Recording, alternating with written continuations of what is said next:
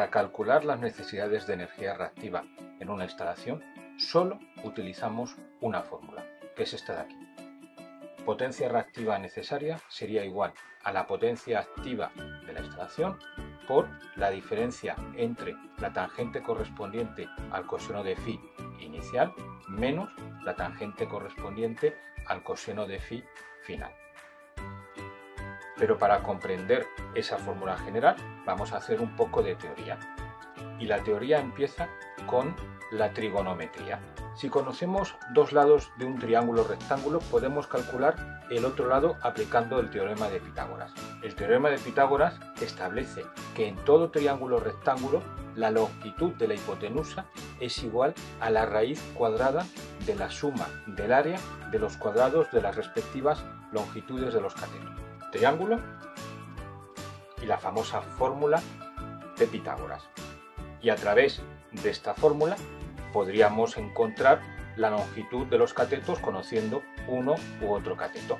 Sin embargo, en ocasiones no conocemos dos lados, pero sí que conocemos uno de los otros dos ángulos que no son rectos.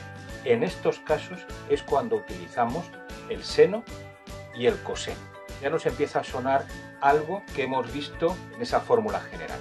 El coseno es un ángulo que se define como el cociente del lado contiguo al ángulo y a la hipotenusa. El seno se define como el cociente del lado opuesto al ángulo y a la hipotenusa. Y con esta relación podemos encontrar el coseno, el seno, la tangente a través de los lados o la tangente a través de la relación entre el seno y el coseno. Y conociendo A y B podemos encontrar el coseno a través de la tangente. La tangente sería la relación entre A y B y el coseno sería igual a la arcotangente de A y B. Si esto lo aplicamos a potencia reactiva, donde tenemos P, donde tenemos S, donde tenemos Q, podemos decir que el coseno es la relación entre P y S. El seno entre Q y S, la tangente entre Q y P. Y si conocemos Q y P, podemos encontrar el coseno. Y al final tenemos que tangente es igual a Q dividido entre P, donde Q es la potencia reactiva, P es la potencia activa y la tangente es la tangente correspondiente al coseno. Y aquí tenemos el triángulo de potencia, donde la potencia aparente es S, la potencia reactiva es Q y la potencia activa es P.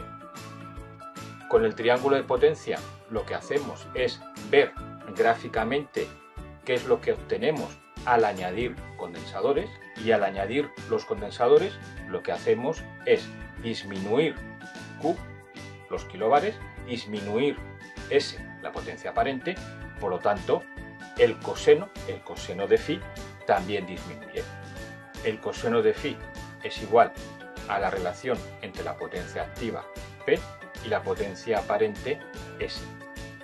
Acabamos de ver la relación entre potencia reactiva, potencia activa, potencia aparente, coseno de phi, tangente de phi, por lo tanto aquí tenemos la fórmula general que hemos visto al principio, donde Q, potencia reactiva, sería igual a la potencia activa P por la diferencia entre la tangente correspondiente al coseno de phi inicial menos la tangente correspondiente al coseno de phi final.